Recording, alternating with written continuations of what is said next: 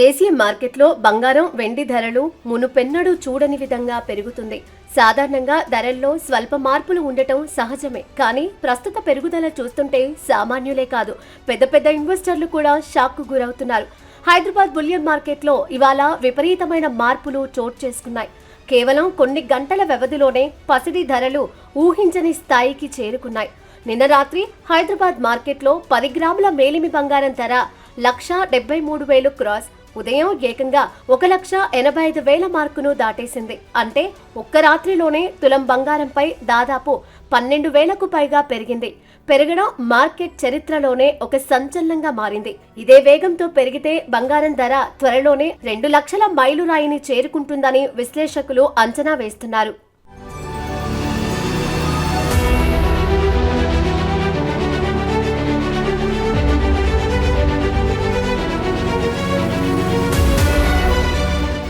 బంగారమే కాకుండా వెండి ధరలు కూడా సరికొత్త జీవనకాల గరిష్టాన్ని తాకాయి. హైదరాబాద్లో కిలో వెండి ధర రికార్డు స్థాయిలో 4 లక్షలు పలుకుతోంది.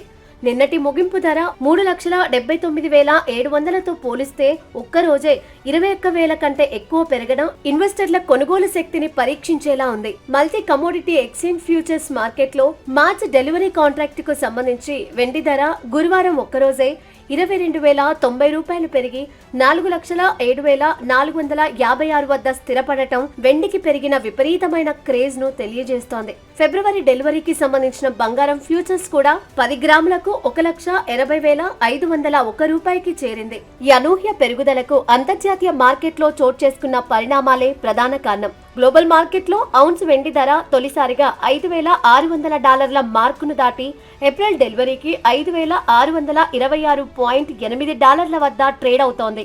అంతర్జాతీయంగా అమెరికా డాలర్ విలువ క్రమంగా బలహీనపడటం బంగారం వంటి విలువైన లోహాలకు బలాన్నిస్తోంది. వీటికి తోడు ప్రపంచవ్యాప్తంగా నెలకొన్న భౌగోళిక, రాజకీయ అనిశ్చితులు పెట్టుబడిదారుల్లో భయాన్ని నింపుతున్నాయి. స్టాక్ మార్కెట్లలో ఒడిదుడుకులు ఉన్న సమయంలో బంగారం, వెండిని అత్యంత సురక్షితమైన పెట్టుబడి సాధనంగా మదుపర్లు భావిస్తూ ఉండటంతో డిమాండ్ భారీగా పెరిగింది.